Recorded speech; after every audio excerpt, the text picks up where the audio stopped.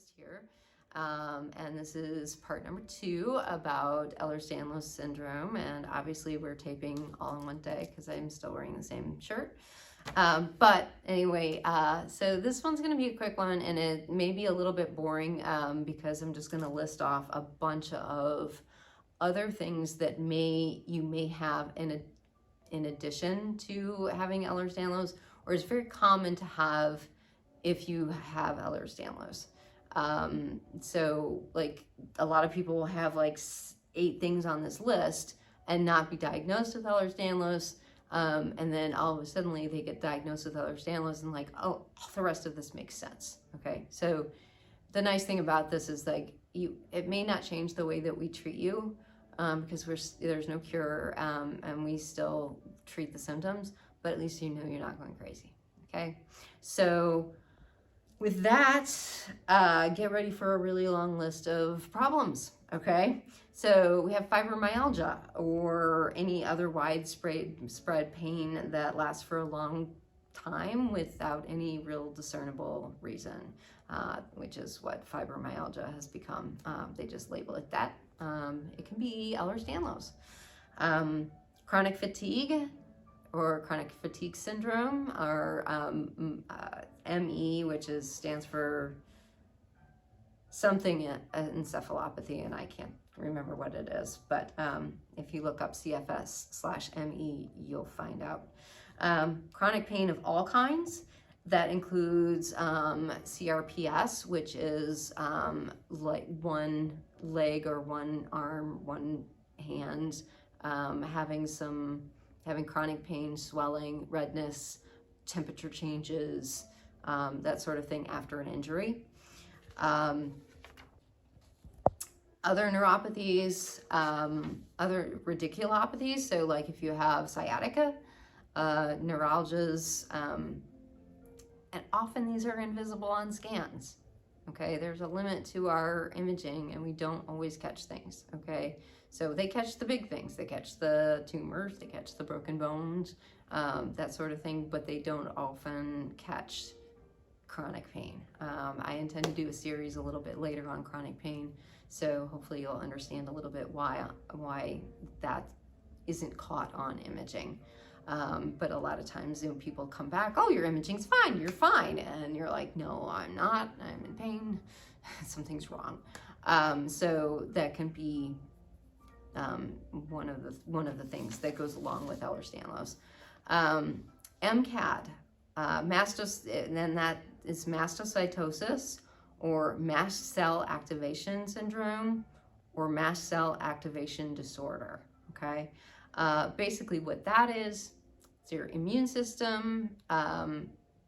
It's your innate immune system, the one that you were born with, that says, hey, this is me, this is not me, completely overreacting and you having allergic reactions to anything and everything. So this is you not being able to stand when somebody uses Lysol.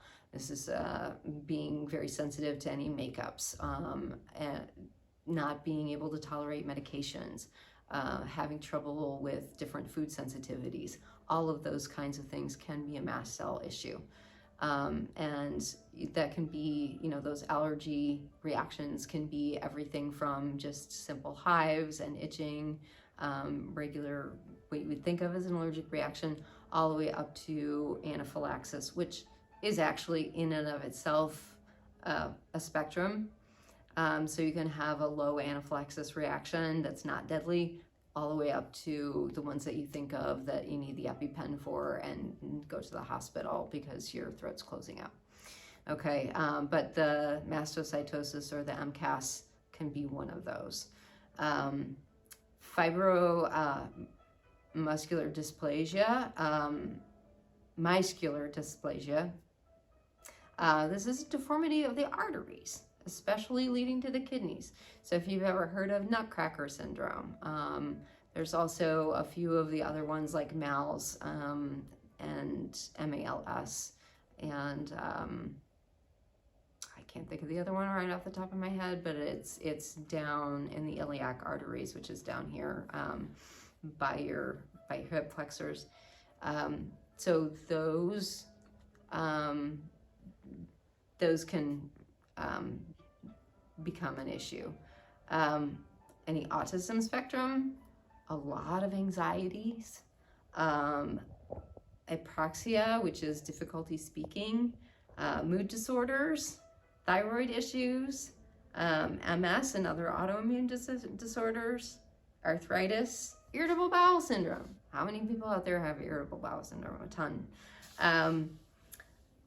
Intussusception, which is a really weird issue with the GI tract. Incontinence at any age, prolapses or hernias, frequent nausea, vomiting. That can be from a lot of different things. It can be from an impinged vagus nerve. It can be from the mast cell thing that we talked about.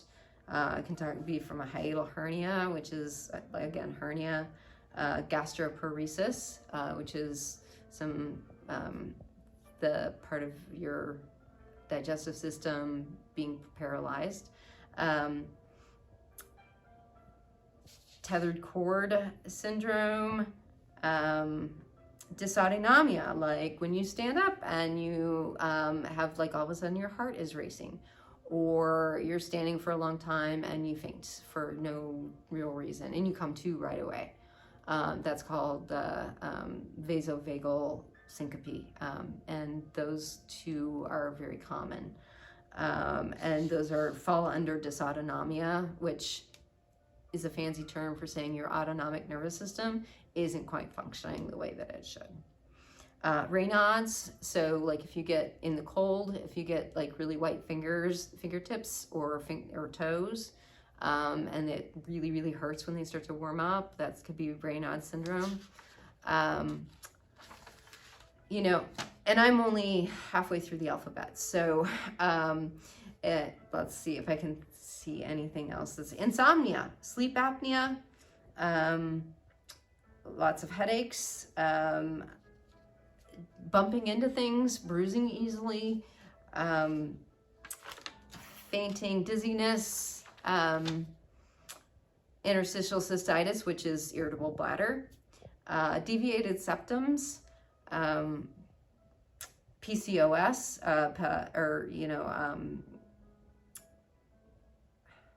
PCOS, pelvic polycystic ovary syndrome. Thank you. I have somebody else helping me tape today. So, tendonitis and bursitis of all kinds. Varicose and spider veins, migraines, headaches, I said that already, food sensitivities, strokes, mitral valve prolapse, aneurysms of anywhere, gastroesophageal reflux disease or GERD, Chiari malformation, which is just basically where part of your brain kind of starts to come down through the little hole in your brain that the spinal cord is supposed to come down through. And a lot of people don't realize it because that just causes a lot of headaches, and so it takes a while for a lot of people to get diagnosed with that. Ganglion cysts, which are cysts right through here. Baker's cysts, which are on the back of your knee. Spondylolisthesis, which is a back issue. It's kind of where your vertebrae don't quite line up right. Thoracic outlet syndrome, so pain down your arm. Seizure disorders, your arches falling in your feet. Hip problems, like your hips popping. Scoliosis. The list goes on and on and on.